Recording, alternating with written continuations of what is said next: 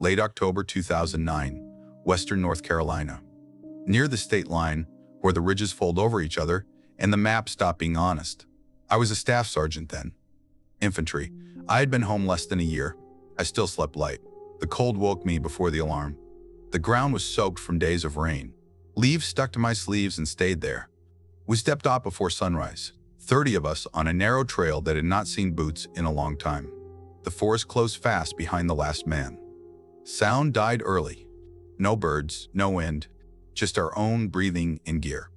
The mission was simple on paper. Secure a site. Hold it. Wait. That was all they gave us. Some grid squares were blacked out. Radios were already acting wrong. Short chirps where there should be none. By mid-morning, we crossed the same creek twice. Same dead tree, same bend in the water. I checked my pace count again. It was right. That was when I knew control was already slipping, even though nothing had happened yet. Before we start the video, hit the subscribe button to support the channel.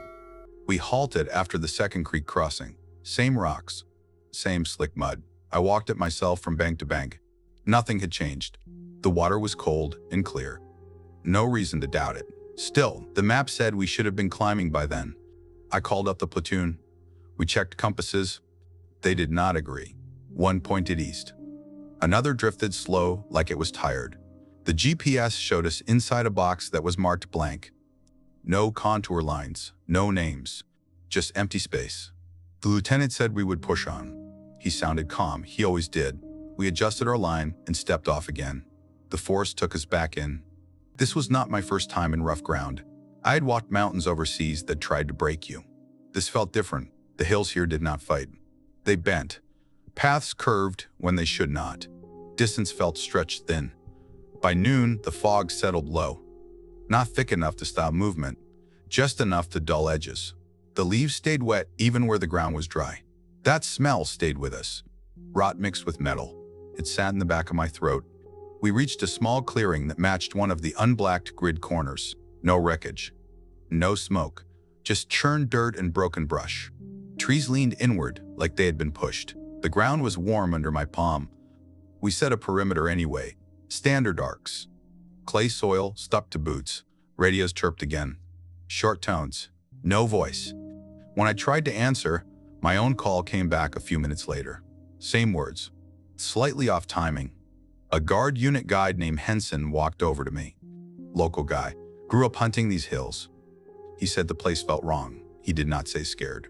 Just wrong. I believed him. We got word then about civilians. A small search group looking for a missing hiker. They were close to our area. We were told to hold and watch. No movement unless ordered. An hour passed. Then another. The fog did not lift. My hands were numb. I checked my watch. It read a different time than the lieutenant's by 10 minutes. No one could explain it. Ensign stepped off with a runner to check a trail marker. They were gone less than 5 minutes. The runner came back alone, pale. Said Henson just was not there anymore. No shout. No tracks leading away. Just leaf litter like it had never been touched. That was when the mission changed without anyone saying it out loud. We searched for Henson the way we were trained. Slow, wide, careful with spacing. We marked trees with tape. I kept my squad tight enough to touch packs if needed. The ground gave us nothing back. No prints, no snap branches. Even the leaves looked settled. Command came over the net with clipped words. Maintain position. Limit movement. Report only confirm contact. No mention of recovery. No mention of the guide by name. That sat heavy. By late afternoon, the temperature dropped fast. The fog thickened, but never turned into rain. It beaded on gear and skin. I tasted metal again. Like pennies. It came and went without pattern. We pulled security through the first night. No sleep beyond short kneeling rests. Batteries drained quicker than they should have. Night vision flickered, then steadied, then flickered again. I shut mine off and trusted my eyes. Around midnight, we heard footsteps outside the wire. Slow, even. Not cautious, I challenged. No answer. The steps stopped. When I pushed a fire team out to check, there was nothing. No sound retreating. No movement at all. Just before dawn, a civilian stumbled into our perimeter. Middle-aged. Clothes torn. Shoes gone.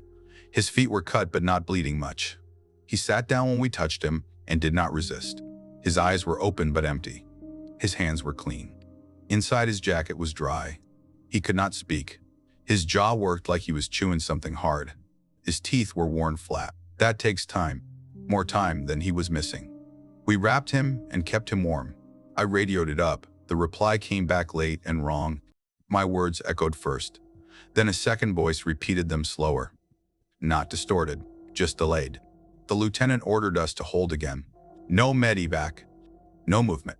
We were told investigators were inbound. No timeline. By the second day, the forest started to feel smaller. Not closer, just tighter. Paths bent back on themselves. We crossed the same clearing 3 times from different directions. The warm ground was still warm. Men started missing small things. A mag left behind. A glove dropped and never found. Watches drifted further apart. We tried time hacks. They did not hold. One private swore he saw headlamps moving uphill. He followed until he realized the lights were our own, seen through trees at an angle that made no sense. He laughed it off. His laugh did not sound right. We found marks then. Prints in the mud that were too even, not boots, not animals. Long stride, no drag. They led nowhere and everywhere. Late that evening, we reached a cut in the hillside, fresh scrape marks, soil still loose. A dark opening where the map showed solid ground. Cold air came out of it, steady and dry. The metal taste came back strong. No one ordered us inside. No one ordered us away. We set security and waited.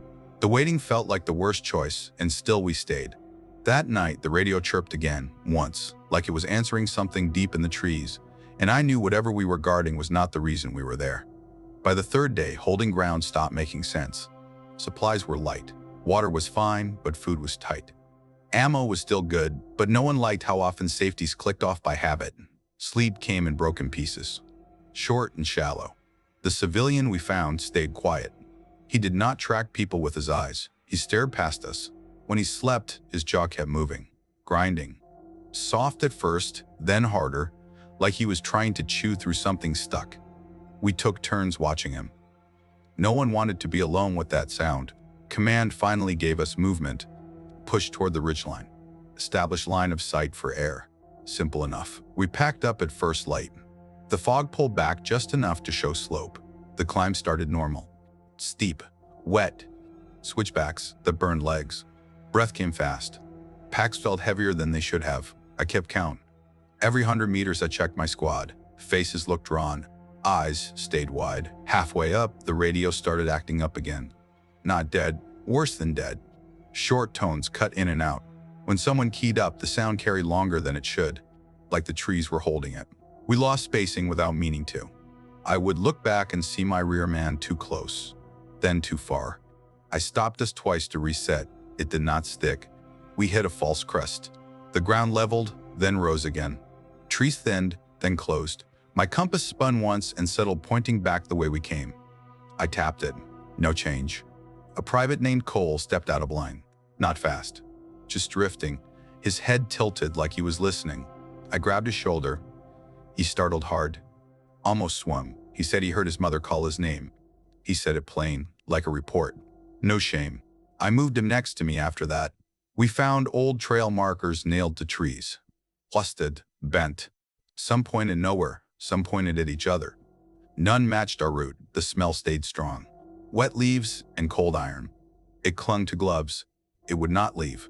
Near the top, we found the fire tower clearing, or what should have been it. The map showed a structure. Concrete footings, at least. Instead, there was a round patch of dead ground. No stumps, no rubble. Just bare dirt and short grass, like it had been shaved. The ground there felt wrong under boots. Not soft, not hard, just thin, like something hollow below. When I knelt, the metal taste hit again, sharp enough to make my eyes water. We spread out. Tried radios again. Nothing useful.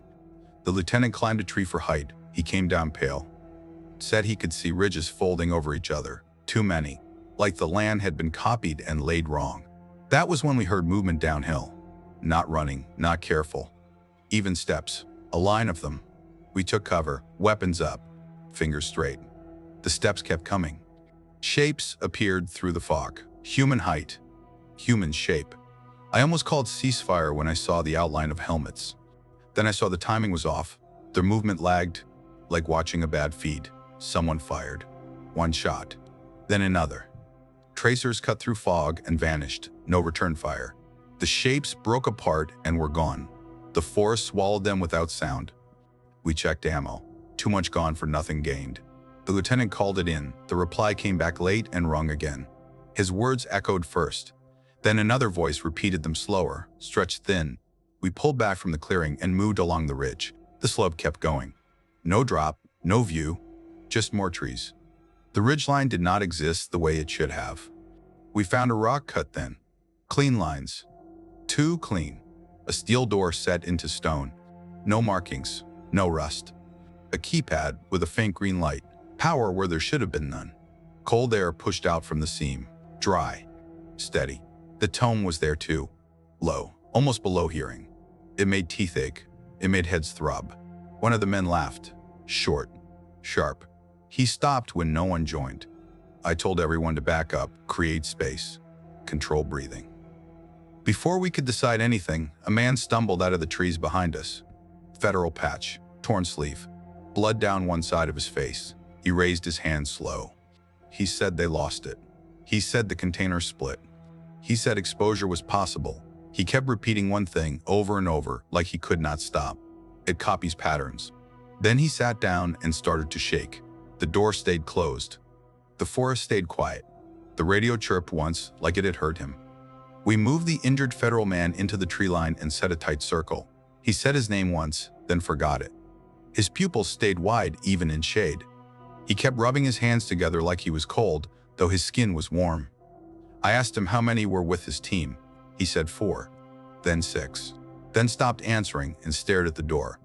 His eyes tracked something that was not moving. The lieutenant wanted to wait for orders. I understood why. Waiting was what we had been told to do since the start. But the ridge gave us nothing. Radios were worse now. Calls came back with our own voices layered over each other, slightly out of sync. It made it hard to think. We heard footsteps again, close this time, on the ridge behind us. Then on our left, then below. No rush, no care, just steady movement.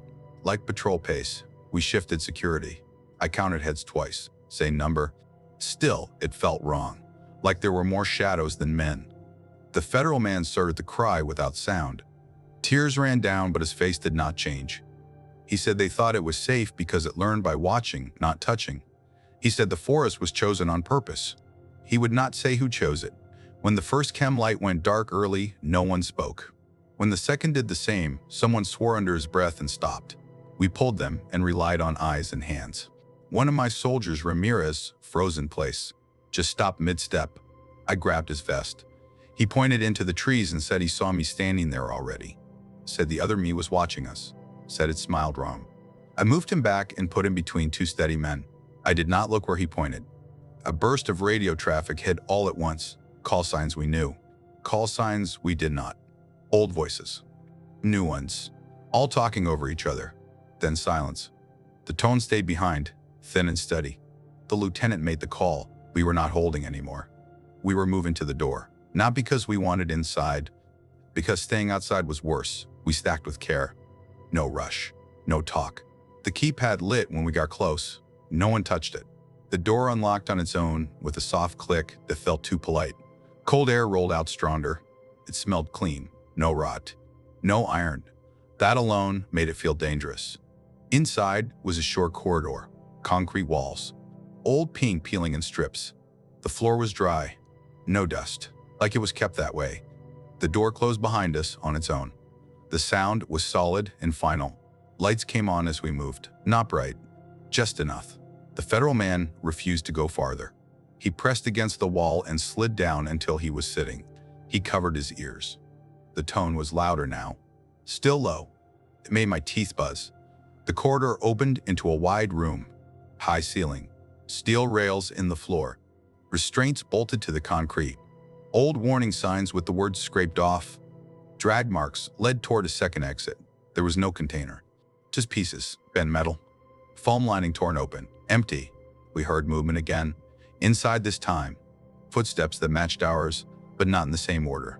When I turned my head, I saw my own arm move a beat late in the reflection of a dark panel. It corrected itself when I stared too long. A shout echoed from the corridor. One of ours. Then another voice answered with the same words, wrong timing. Panic rose fast. Someone fired. The round cracked loud in the closed space. A man went down. Friendly fire, no doubt. Blood pooled dark on the floor. He was alive for a moment. Tried to speak. Nothing came out. His jaw moved like the civilians. Then he was gone. That was when control broke for good. Not in a loud way. In a quiet one. People stopped waiting for orders. They moved on instinct, on fear. The second door at the far end opened on its own. Red lights flicked on. A low hiss filled the room. Air moved fast. Old systems waking up. We ran. The passage beyond was narrow. Rock walls close enough to touch both sides. The air burned the lungs. Not poison. Just wrong. Men coughed. Eyes watered. Behind us, something followed. Not running, matching pace. I did not look back. We burst out into night air on the far side of the ridge. The forest was thinner here. A rough road cut through. Floodlights snapped on. Armed men in clean gear shouted commands we obeyed without thought. They pulled us through one by one. Took weapons. Took radios. Took watches. Took notes. Behind them, doors slammed shut. The lights went out. The forest swallowed the ridge again. I sat on the ground shaking and did not know if it was cold or relief. They kept us separated at first, not far apart, just enough that we could not see faces. We sat under floodlights on wet gravel, hands empty, heads down. Someone wrapped a blanket around my shoulders. It smelled new. That felt wrong too. A man in clean gear asked questions from a clipboard. Name, rank, unit, timeline. I answered in order. Calm, factual, like I had been trained. When I mentioned the missing guide and the civilian, he marked something and moved on. No follow-up. They took blood, swabs from the mouth, scraped under nails, wiped our boots, wiped our faces. No one explained why. No one needed to. We could all feel it. After a while, they moved us into a tent. Heaters hummed. The sound made my jaw ache. I pressed my teeth together until it eased. Around me, men stared at the ground or at their hands. No one talked. The lieutenant came in last. His face looked older. He told us we were safe now. He said the area was secured. He said we would be home soon. He did not meet our eyes. Later, a different man came in. No patch. No name. He spoke soft and clear. He said we experienced environmental effects. He said stress and terrain could cause confusion. He said any gaps in memory were normal. Then he played audio. It was our radio traffic from earlier. Calls we remembered making. Only the timing was wrong. Words overlapped. Pauses stretched. At one point, my own voice answered itself. He asked if I recognized it. I said yes. He asked if I was sure it was real. I did not answer. They showed us photos next. The clearing, the ridge, the rock cut. In the photos, some things were missing. The door was not there. The clearing looked normal. Trees stood straight. No dead ground. I pointed that out. He nodded and said photos lie in bad light. They released us near dawn. No phones, no gear, just rides back to the armory. We signed papers that said we would not discuss the operation. We signed because that is what you do when you want to go home. At the armory, they returned some of our equipment. Not all. Radios were gone. Watches gone. My notebook was gone. They said it was misplaced. 2 men were missing, listed as unresolved, one listed as training accident. The civilian was never mentioned again. I drove home alone. The road signs felt too close together. The radio in my car picked up a faint tone between stations. I turned it off. That night, I woke to the sound of footsteps in my hallway. Even pace, same distance apart. I sat up and waited. The steps stopped outside my door. Nothing happened after that. In the weeks that followed, the taste came and went. Pennies, strong near metal. I started avoiding grocery store gates and security doors. The sound set my teeth on edge. I went back once, drove as close as I could to the area. Roads were renamed. A new closure sign stood where the old trailhead had been. Wildlife management. No end date. From the pull-off, I could smell wet leaves and cold iron. Same as before. The forest looked normal, too normal. As I turned to leave, my phone buzzed with a voicemail. No number. No message. Just a thin chirp, like a radio answering a call that was never made. I deleted it. It came back the next day. The days after that felt stretched thin. I went back to work. Same motor pool, same range days, same jokes. Everything looked normal. It did not feel normal. Small things kept slipping. I would check my watch and forget what time I was checking for. I would walk into a room and feel like I had already stood there earlier that day, saying nothing. Once, during weapons maintenance, I heard the tone again. Low. Steady. I looked up fast. No one else reacted. 2 men from our platoon were reassigned within a month. No reason given. One asked for it. The other did not. The lieutenant took leave and never came back to the unit. I heard later he moved to a staff job far away. We were told the incident was closed. We were told it was handled. We were told there was nothing left in the forest. That was a lie, or at least not the full one. A package showed up at my door one evening. No return address. Inside was my missing notebook, mud still on the cover. Pages wrinkled like they had been damp for a long time. I flipped through it slow. Some entries were missing, torn clean out. Others were there but wrong. My handwriting, but words I did not remember writing. Times that did not match. Sketches of the ridge drawn over and over, each one slightly different. On the last page was a map, hand-drawn. A loop. The creek. The creek. The clearing. The ridge that never ended. The rock cut, all connected in a circle. At the bottom, one line. It does not need to follow if you keep answering. I closed the book and put it back in the box. I did not throw it away. I do not know why. That night, I dreamed of walking uphill. Same slope, same trees. No weight on my back. No sound from my feet. Ahead of me, I could see myself walking at the same pace. Close enough to reach. Far enough that I never did. I woke with my jaw sore and my teeth tight. A week later, a man from the federal side called me. He did not say how he got my number. He asked if I had experienced any repeating sounds, any false memories, any moments where I felt observed when alone. I asked him if he had. There was a long pause. He said they believed the event was contained but not resolved. He said exposure did not mean infection. He said patterns could echo without a source. I asked him if the container was empty. He said it was accounted for. Then he corrected himself and said the pieces were. Before he hung up, he told me one thing. He said the forest was chosen because it already repeats itself. Ridges, hollers, game trails, old mines. He said whatever they were studying learned it faster there. I stopped asking questions after that. Months passed. The taste faded. The tone came less often. I almost believed it was over. Then one morning during a range brief, the radio on the table chirped on its own. Short, clean. Everyone heard it. No one knew why. The instructor laughed it off, said interference. We all nodded. I did not. That evening, I checked the notebook again. A new line was there, written in the same hand. Still listening, I closed it and locked it away. I do not talk about this to anyone who was not there. Not because of the papers we signed. Because when I do, I see people start to mirror my words. Their timing slips. Their eyes track just a bit too slow. Whatever we walked into did not chase us out of the forest. It learned how we leave. The call came on a quiet morning. No warning, no buildup, just a number I did not recognize. I almost let it ring out. Something told me not to. The voice was the same federal man. Calm, tired. He said there had been an incident. He said my name the way someone does when they already know too much. He asked if I still had the notebook. I did not answer right away. Silence stretched. He did not push. That told me enough. He said the area had gone active again. Not like before, smaller, quieter, but similar enough to matter. A survey crew had lost contact, not missing yet, just out of sync. Their radios were looping. He said they needed someone who had already been exposed, someone the pattern already knew. I laughed once. It came out wrong. He waited. I told him I was done. He said he understood. He said they would manage without me. Then he added one thing. He said my name was already showing up in the transmissions. Not spoken, just echoed. Like a call sign with no sender. I agreed to meet. They picked me up that night. Unmarked vehicle. Same clean gear, same new smell. As we drove, the road signs started to feel wrong again. Too close. Too far. The hills folded in on themselves.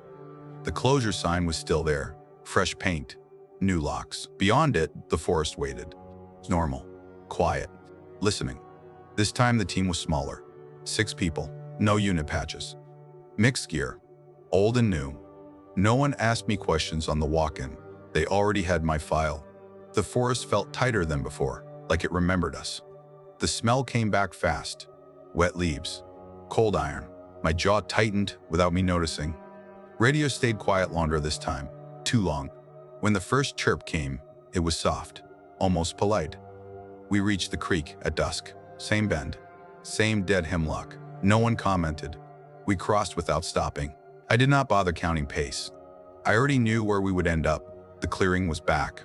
Not warm this time, just thin, like the ground had been worn down.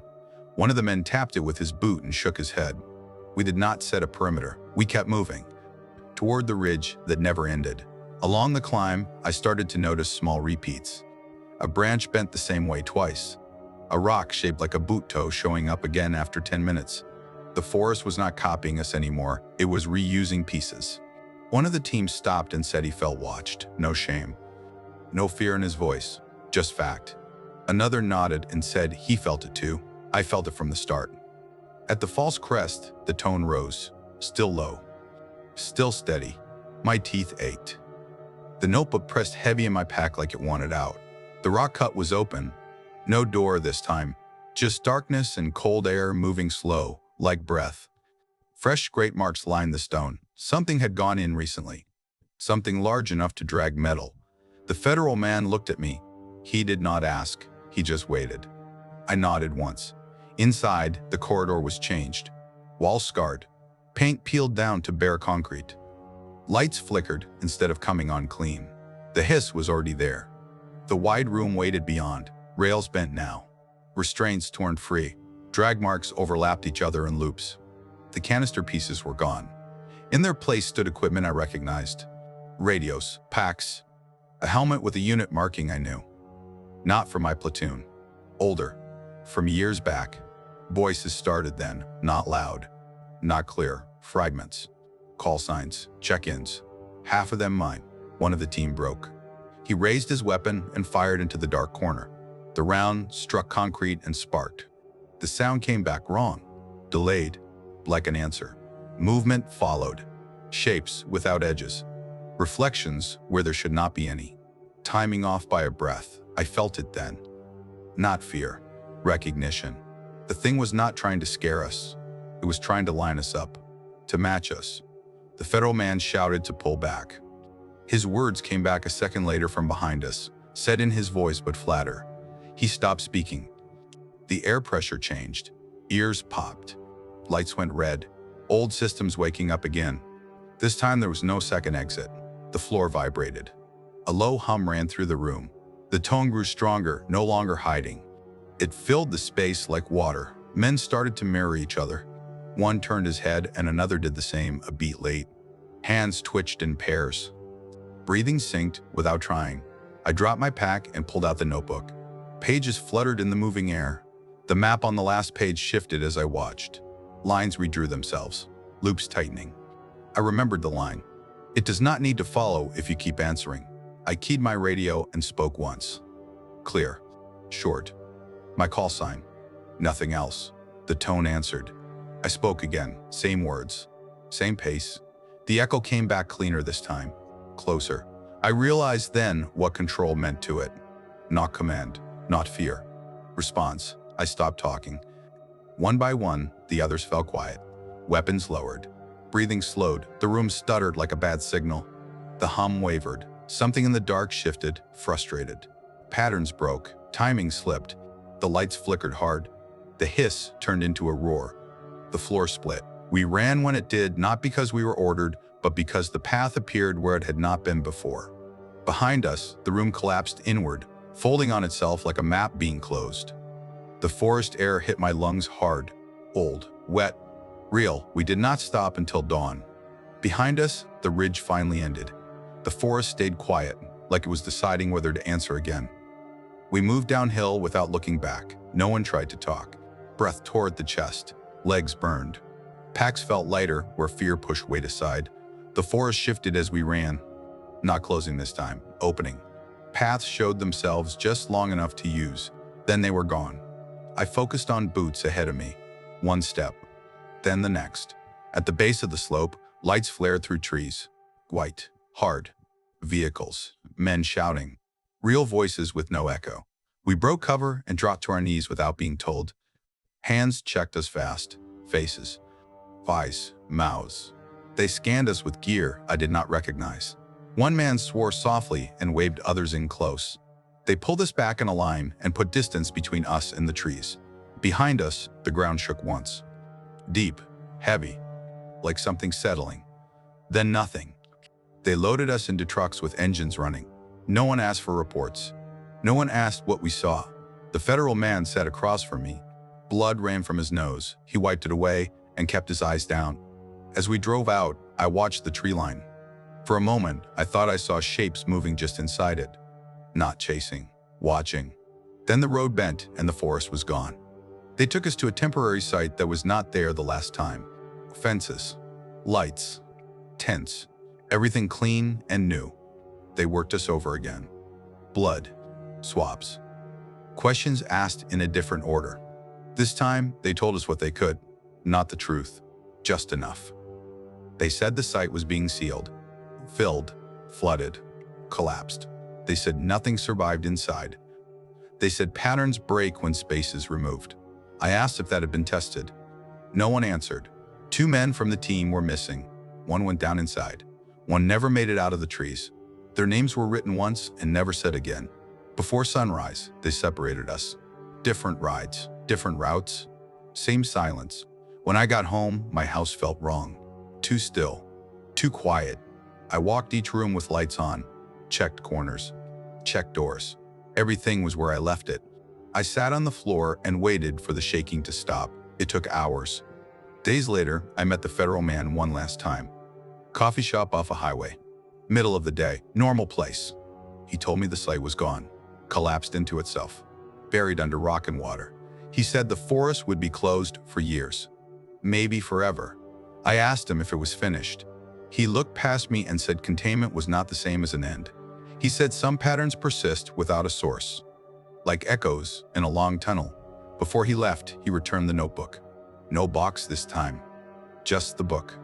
I flipped to the last page after he was gone. The map was still there. The loop was broken now. One line crossed through it. Below that, a new sentence. Do not answer what calls you. I closed the book and walked out into the sun. Traffic moved. People laughed. Life went on. That night, my radio from years back chirped once from inside a drawer. Short. Clean. I did not answer. The sound faded on its own. Time moved again after that. Not smooth, but forward. I went back to regular duty. Forms, training, range days. I followed routine because routine follows back. The forest stayed closed. News called it environmental risk. Sinkholes, unstable ground, old mines. People accepted that. They always do when the words sound official enough. 2 funerals were held months apart. Closed caskets, clean stories. Accidents during training support. Families thanked the army.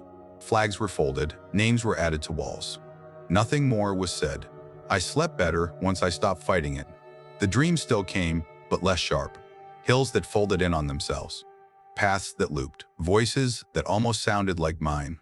I learned to wake up before they finished speaking. My jaw healed slow. I had a dentist ask if I was grinding at night. I said no. He did not argue. He just fitted a guard and sent me on my way. Every few weeks, something small would remind me. A radio chirp at a store entrance.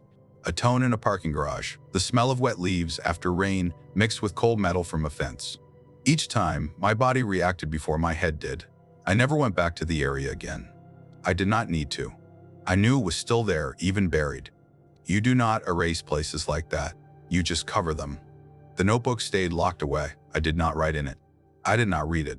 I kept it because throwing it out felt like answering a call. Once, during a field exercise far from mountains, our radios looped for half a second. Just a hiccup. Everyone laughed it off. I felt the old pressure behind my eyes and stayed quiet. Control, I learned, was not about force.